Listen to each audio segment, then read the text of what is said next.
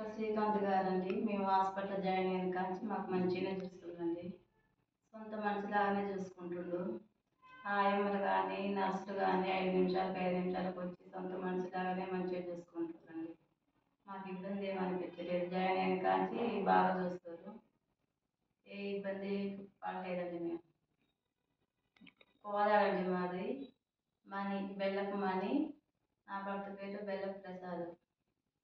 4 రోజులు అయిందండి జాయిన్ అయ్యి.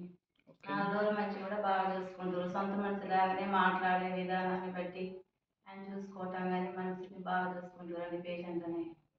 శ్రీకాంత్ గారు సర్జరీ బాగా నీట్గా చక్కగా చేసిండండి, మాట్లాడుతూ బాగానే చేసిండు. 5 నిమిషాలకి చెప్తే అడిగి తెలుసుకుంటున్నారు.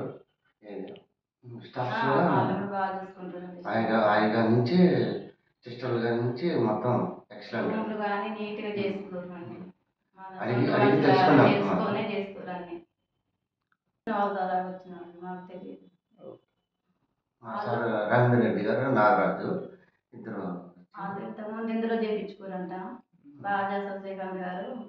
మేము మాట్లాడటం రండి అంటే పేరు రవీంద్ర రెడ్డి, నాగరాజు మా ఫ్రెండ్స్. చక్కగా సార్తో మాట్లాడి వాళ్ళే దగ్గరుండి చేయించారు. దగ్గరుండి శ్రీకాంత్ గారికి స్టాఫ్ నర్సులు వాళ్ళకి కానీ నా ధన్యవాదాలండి. బాగా చూసుకోరు. శ్రీకాంత్ గారు ఎక్సలెంట్ అండి.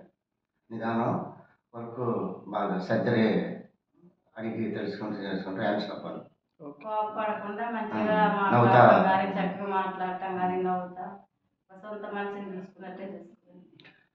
మీరు ఏమన్నా ట్రీట్మెంట్లో కానీ ఇక్కడ మీరు ఉంటున్నారు కదా ఇక్కడ కానీ ఏమన్నా ప్రాబ్లమ్స్ ఫేస్ చేశారా హాస్పిటల్ తరపు నుంచి?